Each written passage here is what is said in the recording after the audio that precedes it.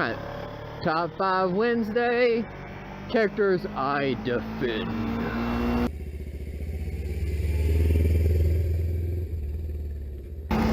Alright, so characters I defend, and I don't know, so far on this Top 5 Wednesday thing, all the characters, or all the people, all the categories have been tough. They haven't been easy things to pick. Because, like, I don't have that many people that I talk to about the books. That's part of the reason why I made this channel, you know, and got put some information out there. Because my friends don't really listen to books except for Mr. Banner and Baby Legs to some extent. I've kind of gotten my wife back into books, but the rest of them are kind of bookless, so it'd be hard to defend any of these. So I don't know. Oh my god, finally. These 5 are more just like, except for one. There's one that I actually have defended, and the rest of them have all been kind of kind of thing. So I gotta pull over and strap my helmet down. I forgot to do that. Don't want to get killed. Anyways, these characters are more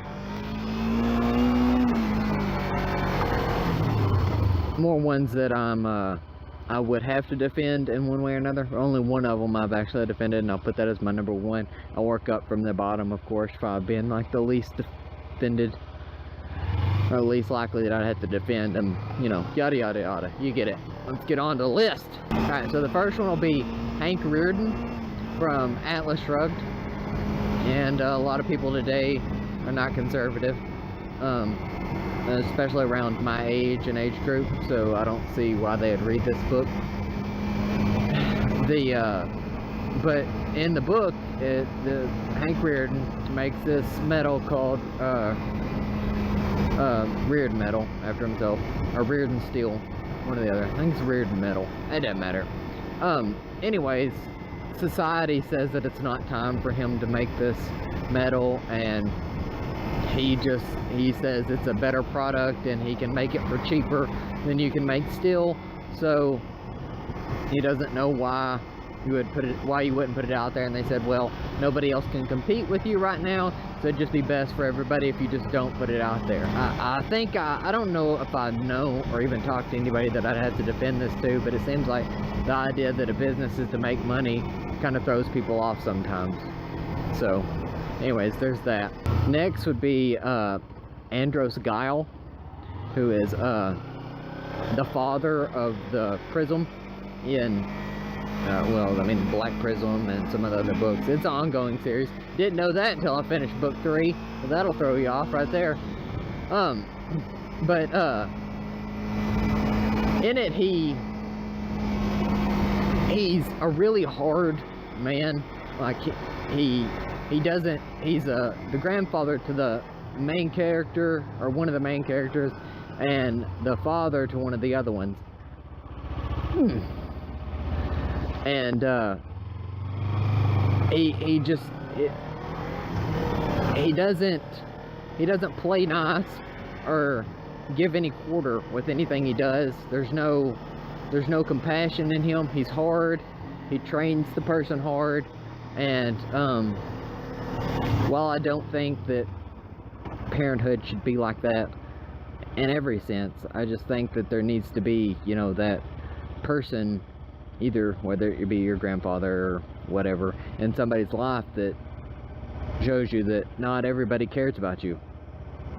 Not everybody is worried about your safety or what you think is best.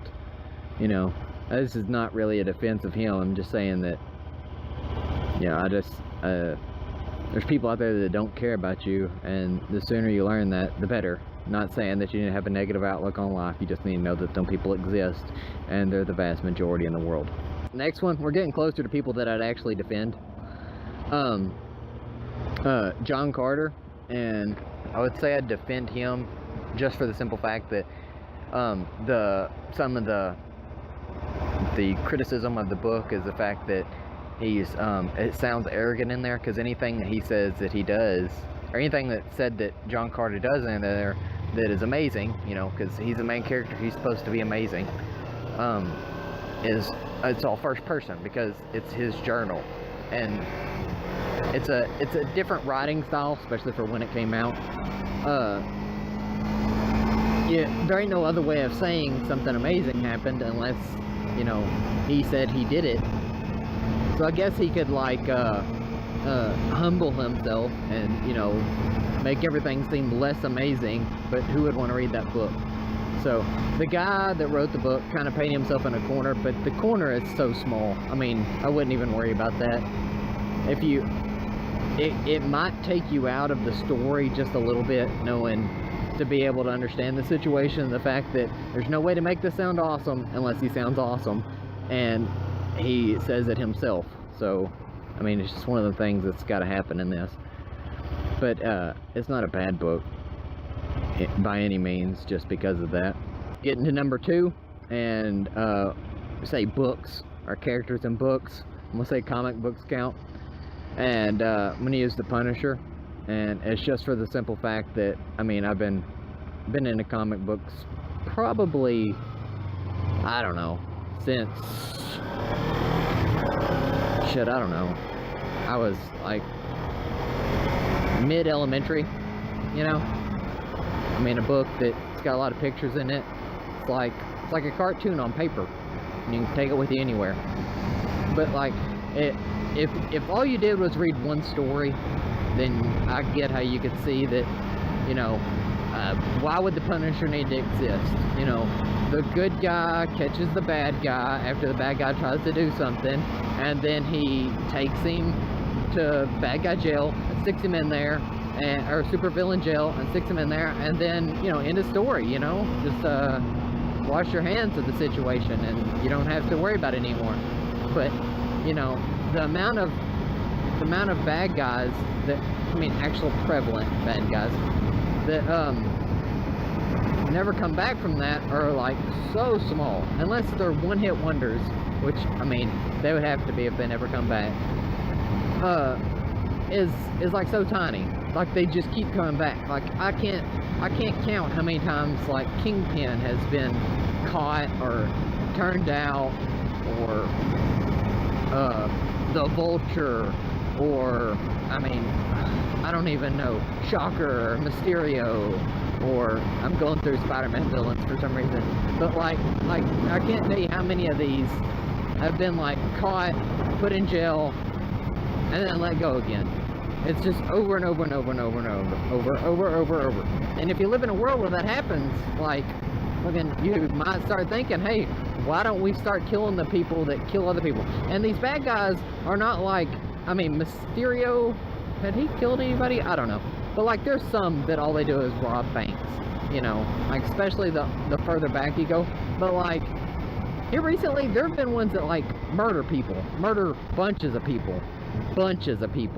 And, you know, that's what the whole thing of capital punishment is killing the killers. And it's not like they're like, oh, well, he killed one person, so the Punisher goes and kills him. I mean, he does, but like, everybody he takes down is like serial killer level of killing. Like, there's nobody, I mean, I know he's black or white, you know, you're either good or you're dead. But like, until they get like near the end of his, because his little comic books are like really short, there'll be just one arc and then he dies normally at the end of it. And that's all. That's normally his arc, or he gets put in jail somewhere. You know, I most of the time, like, in every one of them, he like dies or gets put in jail at the end. So he doesn't have a long story arc ever. So until he gets like near the end of that little arc, he doesn't, like, there's no like questionable death to me. It seems like all these people should have been put on death row long ago. I don't know why they wouldn't be. So there's that. And number 1, the only one that I've actually defended ever would be Jorg Ancraft.